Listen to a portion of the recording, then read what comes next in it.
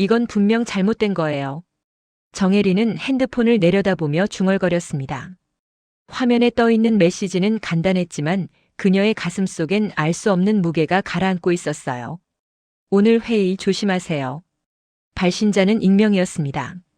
해리는 이런 종류의 경고를 받아본 적이 없었어요. 보안 컨설턴트로 10여 년을 일하며 수많은 회의에 참석했지만 이렇게 가슴이 두근거리는 날은 처음이었지요. 중국 하얼빈의 2월은 잔인했습니다. 창밖으론 하얀 눈가루가 끊임없이 내리고 있었고 유리창에 맺힌 성의 너머로 보이는 도시는 거대한 냉동고 같았어요. 국제에너지연합 본부 건물 12층 회의실은 난방이 완벽하게 가동되고 있었지만 해린의 손끝은 차가웠습니다. 오전 9시 32분. 회의실 안은 이미 사람들로 가득 차 있었어요. 각국에서 온 에너지 전문가들이 커피잔을 손에 든 채 낮은 목소리로 대화를 나누고 있었지요.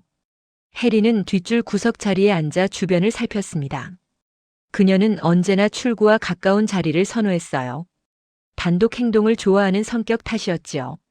그때였습니다. 회의실 문이 열리며 한 남자가 들어왔어요. 러시아 사업가 알렉세이 드미트로프였습니다. 51세의 그는 회색 양복을 단정하게 입고 있었고 손엔 검은색 서류 가방을 들고 있었지요. 오늘의 핵심 발표자였어요. 그가 가져온 급조온 연료 협약서에는 러시아 북부 지역 수천 명의 생명을 살릴 에너지 전환 계획이 담겨 있었습니다. 해리는 알렉세이가 단상 옆 테이블에 가방을 내려놓는 모습을 지켜봤어요. 그의 얼굴엔 긴장감이 역력했습니다. 회의가 시작됐습니다. IEC 의장이 마이크 앞에 섰어요. 하지만 그의 개회사가 끝나기도 전에 알렉세이가 갑자기 자리에서 일어났습니다. 잠깐만요. 그의 목소리는 떨리고 있었어요. 사람들의 시선이 일제히 그에게 쏠렸지요. 제 가방이 없습니다. 회의실이 순식간에 술렁였습니다. 해리는 몸을 앞으로 기울였어요. 알렉세이가 방금 전까지 손에 들고 있던 검은색 가방, 그 안에 들어있던 협약서가 사라진 거였습니다. 어떻게 된 겁니까? 의장이 다급하게 물었지요. 분명히 여기 놨는데. 알렉세이는 단상 주변을 헤집기 시작했어요. 경호원들이 재빨리 움직였지만 가방은 어디에도 보이지 않았습니다. 회의실 안은 점점 더 소란스러워졌지요. 해리는 천천히 시선을 돌렸습니다. 그녀의 눈이 회의실 뒤편 복도 쪽 문에 멈췄어요. 바로 그때 한 남자의 뒷모습이 보였습니다. 검은색 파카를 입은 남자였어요.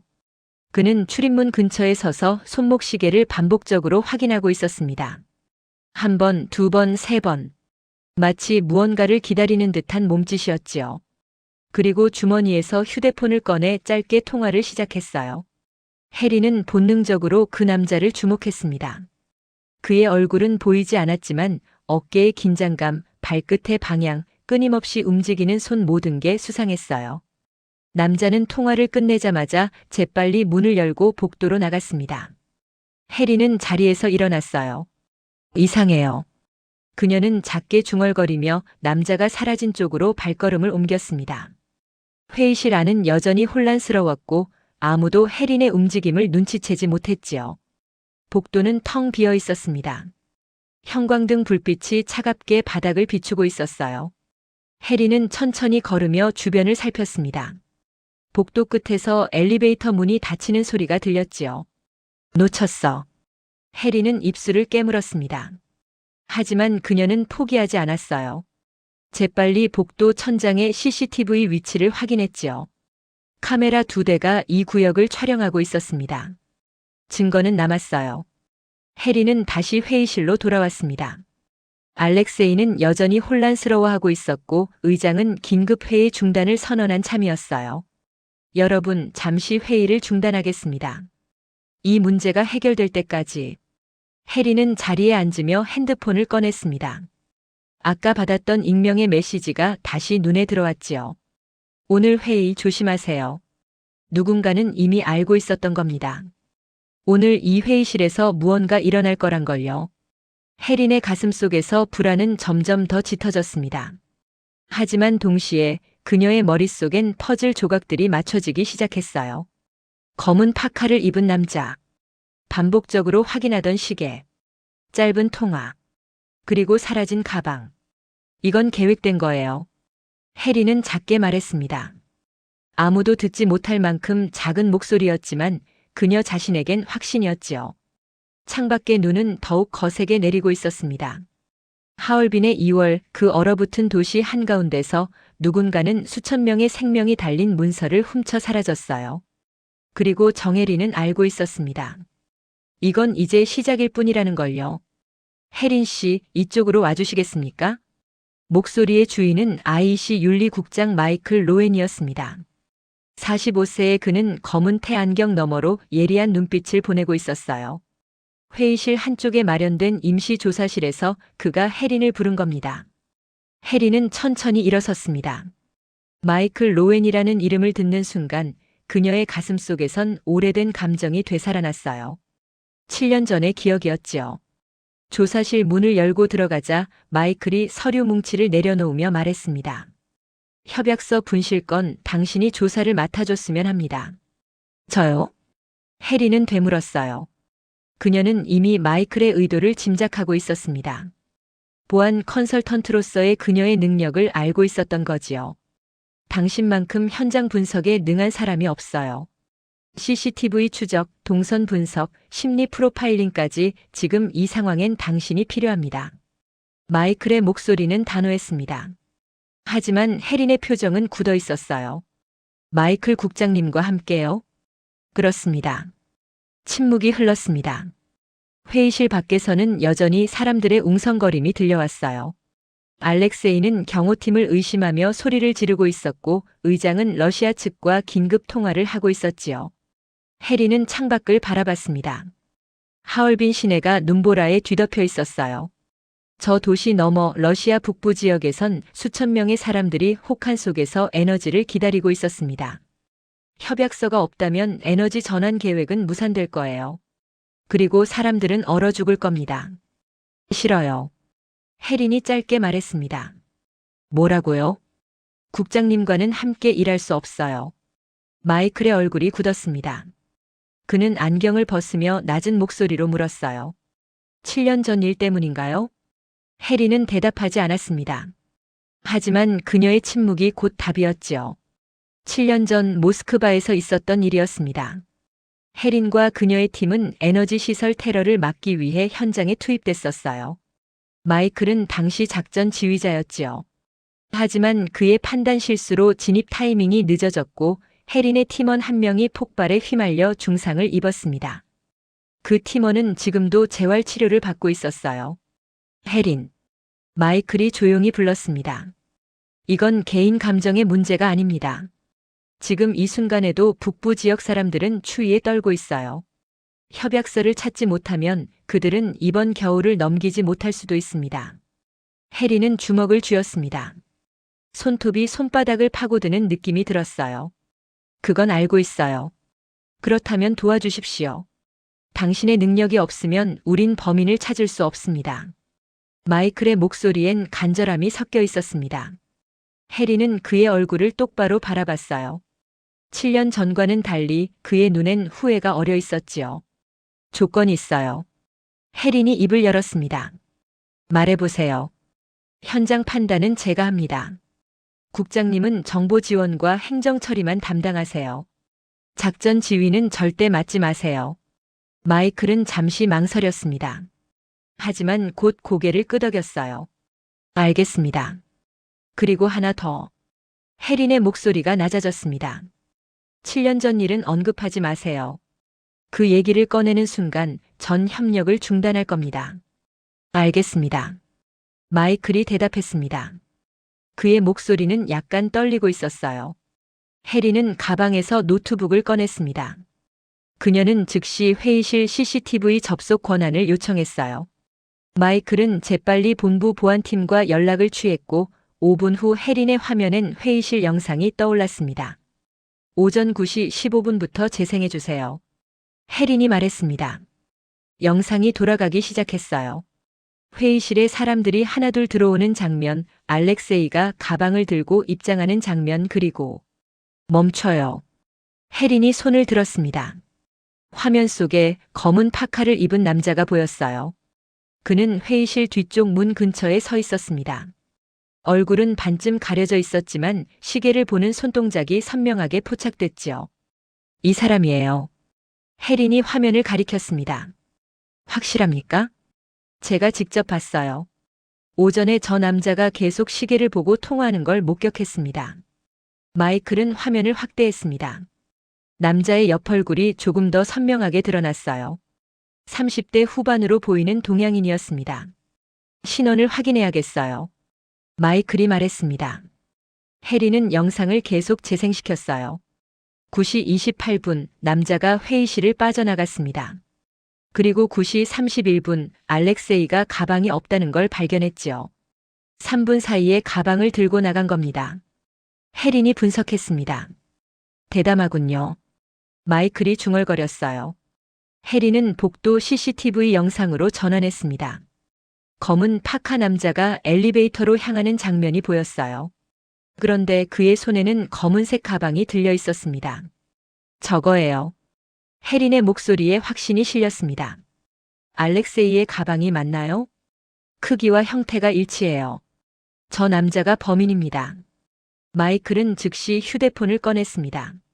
하얼빈 시내 경찰과 IEC 보안팀에 긴급 연락을 취했어요. 1층 출입구 영상을 확보하겠습니다. 해리는 고개를 끄덕이며 노트북을 계속 조작했습니다. 출입구 영상이 화면에 떠올랐어요. 9시 35분 검은 파카 남자가 건물 밖으로 나가는 장면이 포착됐습니다. 어디로 갔을까요? 마이클이 물었어요. 해리는 영상을 멈추고 남자가 향한 방향을 주시했습니다. 눈보라 속에서도 그의 발자국이 희미하게 남아 있었어요. 교각 쪽이에요. 교각? 저쪽엔 버려진 창고들이 있어요. 숨기에 좋은 장소죠. 해리는 자리에서 일어났습니다. 그녀는 가방을 메며 마이클을 바라봤어요. 지금 가야 해요. 시간이 지날수록 흔적이 사라집니다. 마이클도 일어섰습니다. 두 사람의 눈빛이 마주쳤어요. 7년의 세월이 만든 벽은 여전히 높았지만 지금은 그걸 넘어야 할 때였습니다. 가죠. 마이클이 말했습니다. 두 사람은 회의실을 빠져나왔습니다. 밖에선 눈이 더욱 거세게 내리고 있었어요. 하얼빈의 2월 오후 기온은 영하 25도까지 떨어진 상태였지요. 해리는 외투 지퍼를 목까지 올리며 생각했습니다. 이번엔 실패할 수 없어요. 협약서를 찾아야 했습니다. 수천 명의 생명을 위해서요. 그리고 무엇보다 7년 전의 실패를 되풀이하지 않기 위해서였지요. 차가운 바람이 얼굴을 때렸습니다. 해리는 눈을 가늘게 뜨고 앞을 응시했어요. 하얼빈 시내는 완전히 하얀 장막에 휩싸여 있었습니다. 시야는 10m를 넘지 못했지요. 눈발은 수평으로 날아와 외투를 파고들었고 발밑의 눈은 이미 발목까지 쌓여 있었어요. 이쪽입니다. 혜린이 앞서 걸으며 말했습니다. 그녀는 건물 출입구에서 시작된 발자국을 따라가고 있었어요. 검은 파카 남자가 남긴 흔적이었지요. 하지만 눈보라 때문에 발자국은 점점 희미해지고 있었습니다. 마이클이 그녀의 뒤를 따라왔습니다. 그의 숨소리가 거칠어지고 있었어요. 영하 25도의 추위는 폐를 얼리는 것 같았지요. 얼마나 더 가야 합니까? 마이클이 물었습니다. 교각까지 약 800m예요. 조금만 더 가면 됩니다. 혜린의 목소리는 단호했습니다. 그녀는 멈추지 않았어요. 두 사람은 눈 덮인 거리를 가로질렀습니다. 주변엔 아무도 보이지 않았어요. 이런 날씨에 밖을 나서는 사람은 거의 없었지요. 가로등 불빛이 눈보라 속에서 흐릿하게 번졌습니다. 혜린은 걸으며 생각했습니다. 범인은 왜 교각 쪽으로 갔을까요? 그곳엔 오래된 창고들과 폐공장만 있었어요. 사람의 발길이 닿지 않는 곳이었지요. 숨기에는 완벽한 장소였습니다. 협약서를 숨긴 게 아니라 만나려는 거예요. 혜린의 머릿속에 직감이 스쳤습니다. 범인은 혼자가 아니었어요. 누군가와 접선하려는 거였지요. 국장님. 혜린이 뒤돌아보며 말했습니다. 이건 조직적 범죄일 수 있어요. 혼자 오는 게 아니었을 겁니다. 마이클은 눈썹을 찌푸렸어요. 그는 즉시 휴대폰을 꺼냈지만 화면엔 신호가 잡히지 않았습니다. 통신이 안 됩니다. 눈보라 때문이에요. 이 지역은 원래 전파 수신이 약해요. 혜린이 설명했습니다. 두 사람은 다시 걸었습니다. 발자국은 여전히 이어지고 있었어요. 하지만 점점 더 흐려지고 있었지요. 혜린은 속도를 높였습니다. 10분 후 교각이 보였습니다. 거대한 철골 구조물이 눈보라 속에서 검은 그림자처럼 솟아 있었어요. 교각 아래엔 얼어붙은 강이 펼쳐져 있었습니다. 그리고 교각 옆으론 낡은 창고 건물들이 줄지어 서 있었지요. 저기에요. 혜린이 가리켰습니다. 발자국은 창고 중 하나로 이어지고 있었어요. 붉은 벽돌로 된 2층 건물이었습니다. 창문은 깨져 있었고 문은 반쯤 열려 있었지요. 마이클이 낮은 목소리로 말했습니다. 조심해야 합니다. 알아요. 혜리는 가방에서 소형 손전등을 꺼냈습니다. 그녀는 천천히 창고 쪽으로 다가갔어요. 마이클이 그녀의 옆에 섰습니다. 두 사람은 문 앞에 멈춰 섰어요. 안에서는 아무 소리도 들리지 않았습니다. 혜리는 손전등을 켜고 문틈으로 빛을 비췄지요. 아무도 없는 것 같은데요. 마이클이 속삭였습니다. 혜리는 대답하지 않았습니다. 그녀는 문을 천천히 밀었어요. 삐걱거리는 소리가 울렸습니다. 문이 완전히 열렸지요. 창고 안은 어두웠습니다. 손전등 불빛이 먼지 낀 공간을 비췄어요. 낡은 나무 상자들이 쌓여 있었고 녹슨 철제 선반이 벽에 기대어 있었지요. 들어갑니다. 혜린이 말했습니다. 두 사람은 조심스럽게 창고 안으로 들어갔어요. 바닥엔 발자국이 선명하게 찍혀 있었습니다. 최근에 누군가 이곳에 있었던 거예요. 혜리는 손전등을 천천히 움직이며 주변을 살폈습니다. 상자들, 선반, 그리고 저기. 그녀가 한쪽 구석을 가리켰습니다. 바닥에 검은색 가방이 놓여 있었어요. 알렉세이의 가방이었습니다. 마이클이 재빨리 다가갔습니다. 그는 가방을 집어들며 지퍼를 열었어요. 하지만 그의 얼굴이 굳었습니다. 비었습니다. 뭐라고요? 혜린이 다가갔어요. 가방 안엔 아무것도 없었습니다.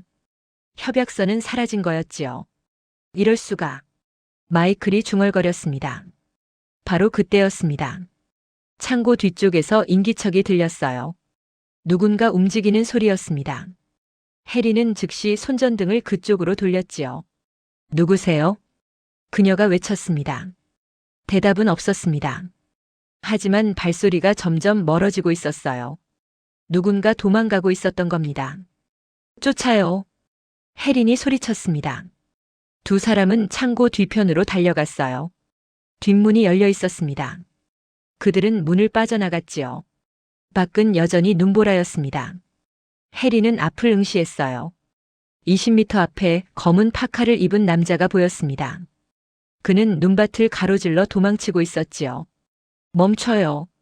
혜린이 외쳤지만 남자는 멈추지 않았습니다. 혜린은 뛰기 시작했어요. 눈이 발을 붙잡았지만 그녀는 멈추지 않았습니다. 마이클도 그녀의 뒤를 따랐지요.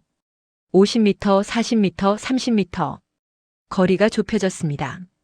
하지만 남자도 필사적이었어요. 그는 교각 아래로 내려가기 시작했습니다. 혜리는 숨을 헐떡이며 교각 계단을 내려갔어요. 철제 계단은 얼음으로 덮여 있었습니다.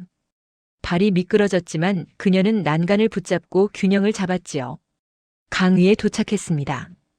얼어붙은 강 표면은 하얗게 눈으로 덮여 있었어요. 남자는 그 위를 가로질러 도망치고 있었습니다. 위험해요. 마이클이 외쳤습니다. 얼음이 얼마나 두꺼운지 모릅니다. 하지만 혜리는 멈추지 않았어요. 그녀는 강 위로 발을 내디뎠습니다. 얼음이 삐걱거리는 소리가 들렸지요. 혜린. 마이클이 다시 외쳤지만 혜리는 계속 전진했습니다. 20m, 15m. 거리가 더 좁혀졌어요. 남자는 뒤를 돌아보며 무언가를 외쳤습니다. 하지만 눈보라 때문에 말소리는 들리지 않았지요. 그리고 그 순간 마이클이 비틀거렸습니다. 혜리는 뒤를 돌아봤어요. 마이클이 무릎을 꿇고 있었습니다. 그의 얼굴은 창백했어요. 국장님. 혜리는 즉시 달려갔습니다. 마이클은 숨을 가쁘게 몰아쉬고 있었지요. 그의 입술은 파랗게 변해 있었습니다. 저체온증이에요. 마이클이 떨리는 목소리로 말했습니다. 해리는 마이클의 외투를 확인했어요. 눈에 젖어 있었습니다. 체온이 급격히 떨어지고 있었던 거예요. 일어나야 해요. 해린이 말했지만 마이클은 힘이 없었습니다. 미안합니다. 짐이 되네요. 그런 소리 하지 마세요. 해리는 주변을 둘러봤어요. 검은 파카 남자는 이미 보이지 않았습니다. 눈보라 속으로 사라진 거였지요. 협약서도 놓쳤어요. 해린의 가슴 속에서 절망이 밀려왔습니다.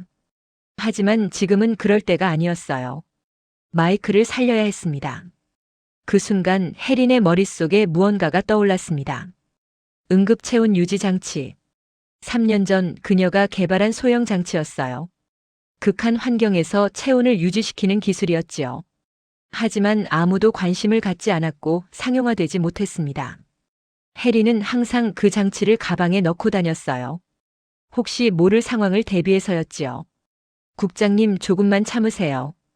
해리는 재빨리 가방을 열었습니다. 손가락이 얼어서 감각이 없었지만 그녀는 장치를 찾아냈어요. 손바닥 크기의 검은색 기기였습니다. 그녀는 장치를 마이클의 외투 안쪽에 부착했어요. 그리고 버튼을 눌렀지요. 작동해줘요, 제발. 장치에서 작은 소리가 났습니다. 그리고 미세한 진동이 시작됐어요. 열이 발생하기 시작한 거였습니다. 30초 후 마이클의 떨림이 조금씩 줄어들었습니다.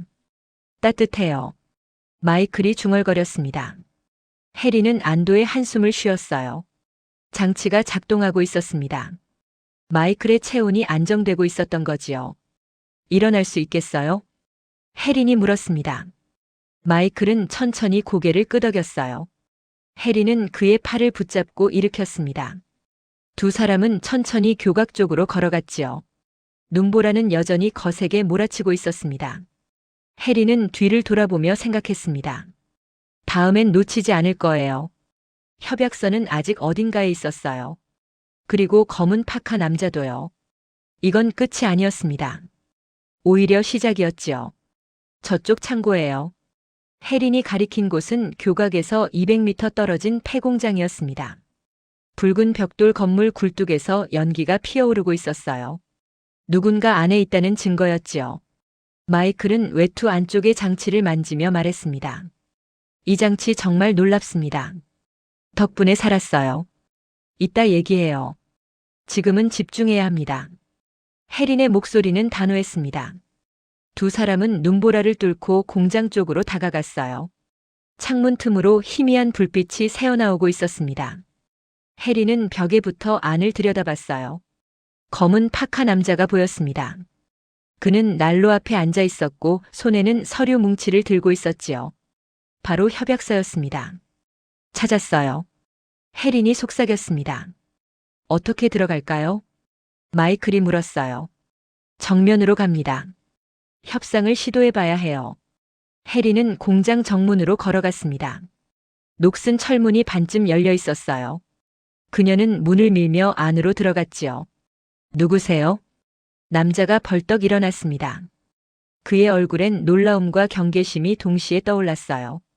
협약서를 돌려주세요. 해린이 침착하게 말했습니다.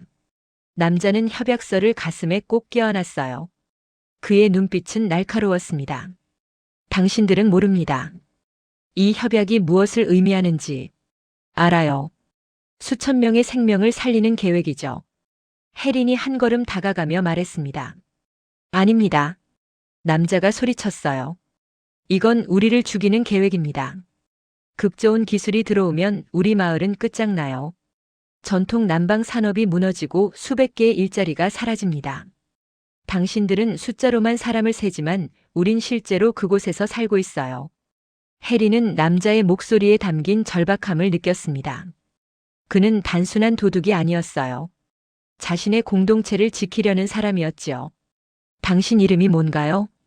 해린이 조용히 물었습니다. 남자는 잠시 망설이다 대답했어요. 이반입니다. 이반 코즐로프. 이반 씨, 당신 마음은 이해해요. 하지만 이건 해결책이 아닙니다. 그럼 뭐가 해결책입니까?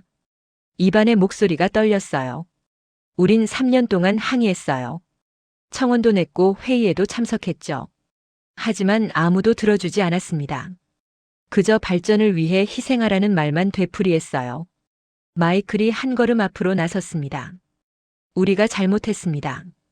당신들의 목소리를 제대로 듣지 못했어요. 이반은 마이클을 노려봤어요. 이제 와서 그런 말이 무슨 소용입니까? 이미 결정은 다 났잖아요. 아직 늦지 않았습니다. 마이클의 목소리는 진지했어요. 협약서를 돌려주신다면 제가 당신 지역 사람들과 재협상 테이블을 만들겠습니다. 일자리 전환 프로그램도 포함해서요. 믿을 수 없어요. 이반이 고개를 저었습니다. 바로 그때 혜린이 무언가를 발견했습니다. 공장 한쪽 구석에 설치된 낡은 난방 제어 장치였어요. 붉은 불빛이 깜빡이고 있었습니다. 저게 뭔가요? 혜린이 물었습니다. 이반의 얼굴이 굳었어요. 그는 대답하지 않았습니다. 혜린은 재빨리 장치 쪽으로 다가갔어요. 가까이서 보니 타이머가 작동하고 있었습니다. 1시간 37분. 카운트다운이었지요. 이건 기폭장치예요. 혜린의 목소리가 떨렸습니다. 뭐라고요? 마이클이 다급하게 물었어요. 이반이 입을 열었습니다.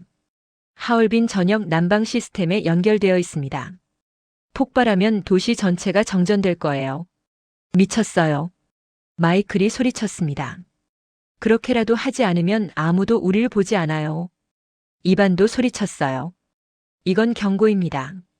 우리 존재를 알리는 거예요. 실제로 폭발시킬 생각은 없습니다. 시간 안에 협약을 철회하면 멈출 거예요. 혜리는 기폭장치를 자세히 살폈습니다. 복잡한 배선이 난방 시스템과 연결되어 있었어요. 해체하려면 전문 지식이 필요했습니다. 국장님, 폭발물 처리반을 불러야 해요. 통신이 안 됩니다. 이 지역은 신호가 잡히지 않아요. 마이클이 휴대폰을 흔들며 말했어요. 혜리는 시계를 봤습니다. 1시간 35분. 시간이 없었어요. 바로 그 순간 마이클이 쓰러졌습니다. 국장님. 혜린이 달려갔어요. 마이클은 바닥에 무릎을 꿇고 있었습니다. 체온 유지 장치에도 한계가 있었던 거예요. 장시간 추위에 노출되면서 그의 체력은 바닥났습니다. 혜린 미안합니다. 마이클이 힘겹게 말했어요. 내 장치 난방 제어 시스템에도 연결할 수 있지 않나요? 혜린의 눈이 커졌습니다. 무슨 말씀이세요? 체온 조절 기술이잖아요. 전력 흐름을 재배치할 수 있다면. 마이클의 말이 끊겼습니다. 하지만 혜린은 이해했어요. 응급 체온 유지 장치는 전력 분배 시스템을 기반으로 했습니다.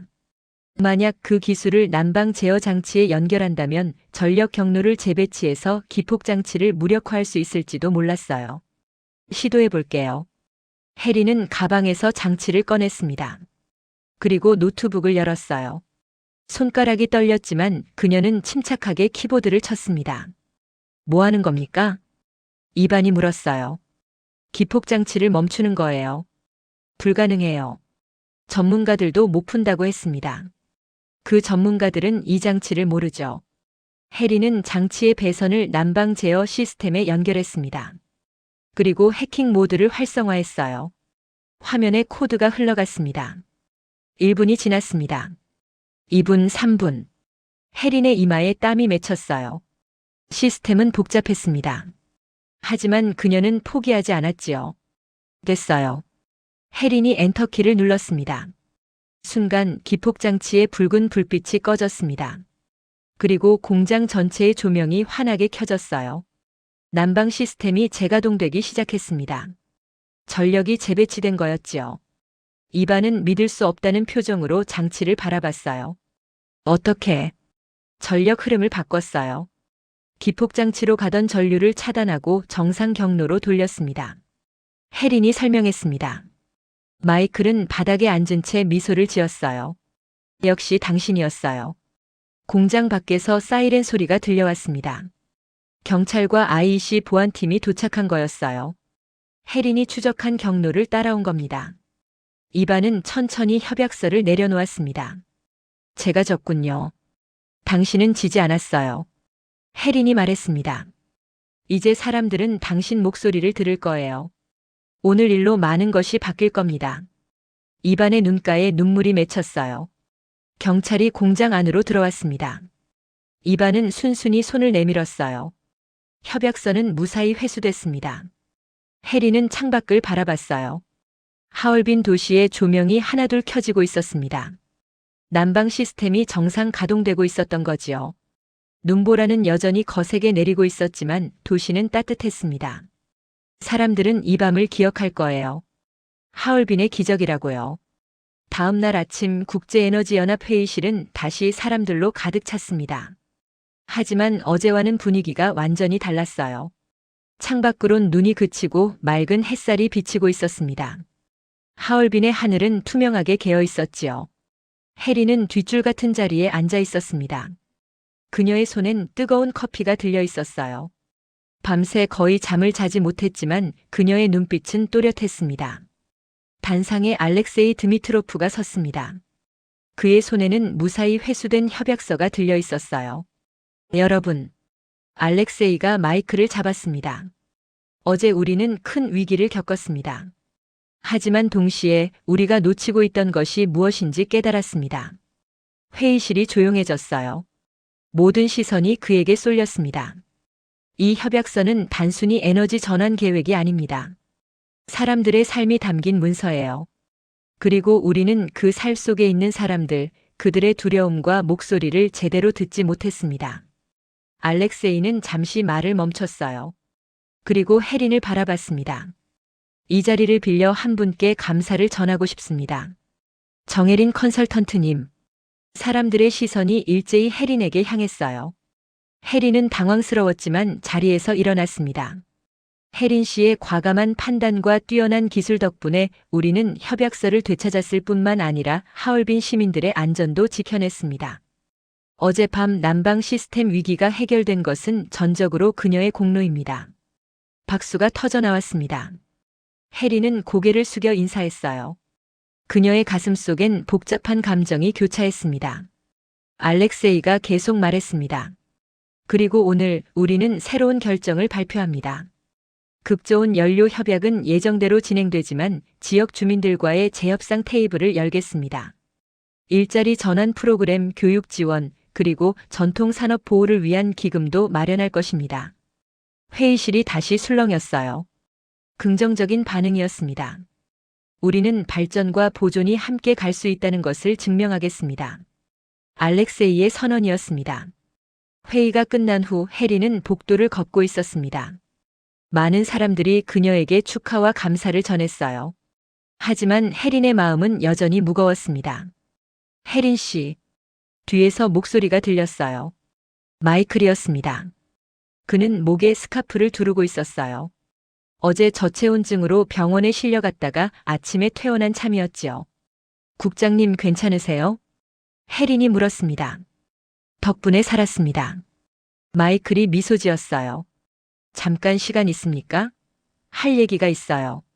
두 사람은 회의실 밖 테라스로 나갔습니다. 햇살이 따뜻했어요. 눈 덮인 하얼빈 시내가 한눈에 내려다 보였습니다. 마이클이 먼저 입을 열었습니다. 7년 전 일 얘기해도 될까요? 해리는 난간을 붙잡고 있었어요. 그녀는 대답하지 않았습니다. 당시 제 판단이 틀렸습니다. 마이클의 목소리가 낮아졌어요. 작전 진입 시간을 늦춰서는 안 됐어요. 당신 팀의 의견을 듣지 않은 것도 잘못이었습니다. 그 결과로 박 요원이 다쳤고 전 그 책임을 평생 지고 살아왔습니다. 해린의 눈가가 붉어졌어요. 박 요원은 그녀의 가장 가까운 동료였습니다. 폭발 사고 이후 그는 더 이상 현장에 나서지 못했지요. 국장님이 사과한다고 해서 박 요원의 다리가 돌아오나요? 해린의 목소리는 떨렸습니다. 아닙니다. 절대 돌아오지 않아요. 마이클도 떨리는 목소리로 대답했어요. 하지만 전 변했습니다. 그 일 이후로 전 현장팀의 의견을 최우선으로 듣게 됐어요. 독단적 판단을 하지 않으려고 노력했습니다. 그래도 용서받을 수 없다는 것 압니다. 침묵이 흘렀습니다. 바람이 두 사람 사이를 스쳐 지나갔어요. 해린이 천천히 입을 열었습니다. 박 요원에게 전화했어요. 어젯밤에. 그래요? 그 사람이 뭐라고 했는지 아세요? 해린은 마이클을 바라봤어요. 이제 그만 놓아도 돼. 넌 충분히 화냈어. 그리고 로웬 국장도 충분히 반성했어. 라고 하더군요. 마이클의 눈가가 젖어들었습니다. 박 요원은 절 용서한 거예요. 그런데 정작 전 국장님을 용서하지 못하고 있었어요. 7년 동안 분노를 붙잡고 있었던 건 저였습니다. 혜린의 목소리가 부드러워졌어요. 어제 국장님이 쓰러졌을 때 전 두려웠어요. 7년 전처럼 또 누군가를 잃을까봐. 그때 깨달았습니다. 제가 정말 원하는 건 복수가 아니라 다시는 그런 일이 일어나지 않는 거라는 걸요. 마이클은 손으로 얼굴을 감쌌습니다. 그의 어깨가 떨렸어요. 정말 미안합니다. 해리는 그의 어깨에 손을 얹었습니다. 이제 됐어요. 우린 함께 사람들을 살렸잖아요. 어젯밤에요. 마이클은 고개를 들었습니다. 그의 눈엔 눈물이 맺혀 있었어요. 당신이 아니었다면 난 여기 없었을 겁니다. 그리고 국장님이 아니었다면 전 기폭장치를 못 풀었을 거예요. 난방 시스템 연결 아이디어는 국장님 거였잖아요. 혜린이 미소 지었습니다. 우린 팀이었어요. 어젯밤에. 마이클도 미소를 지었어요. 7년 만에 처음 짓는 진심 어린 미소였습니다. 앞으로도 팀으로 일할 수 있을까요? 글쎄요. 혜린이 장난스럽게 말했어요. 국장님이 제 말 잘 들으신다면요. 약속합니다. 두 사람은 웃었습니다. 테라스 난간 너머로 하얼빈 시내에선 사람들이 평화롭게 걷고 있었어요. 어제의 위기는 지나갔습니다. 그리고 새로운 시작이 펼쳐지고 있었지요. 해리는 가방에서 응급체온 유지 장치를 꺼냈습니다. 이거 말이에요. 당신의 발명품이죠. 3년 동안 아무도 관심 갖지 않았어요. 상용화도 안 됐고 투자도 받지 못했죠. 혜린이 장치를 들여다보며 말했습니다. 하지만 어제 이 작은 장치가 한 사람을 살렸어요. 그리고 도시 하나를 구했습니다. 마이클이 말했습니다. 이제 세상이 알게 될 겁니다. 당신의 기술이 얼마나 가치 있는지. 중요한 건 그게 아니에요. 혜린이 고개를 저었어요. 중요한 건 필요한 순간에 필요한 사람에게 제가 도움이 됐다는 거예요. 그것만으로 충분합니다. 마이클은 혜린을 바라봤어요. 그녀의 얼굴엔 평온함이 어려 있었습니다. 당신은 정말 특별한 사람입니다. 우린 모두 특별해요, 국장님. 각자의 방식으로요. 혜린이 하늘을 올려다봤습니다. 구름 한 점 없는 푸른 하늘이었어요. 그날 저녁 혜린은 호텔 방에서 짐을 쌌습니다. 내일이면 서울로 돌아갈 예정이었어요. 창밖으론 하얼빈의 야경이 펼쳐져 있었습니다.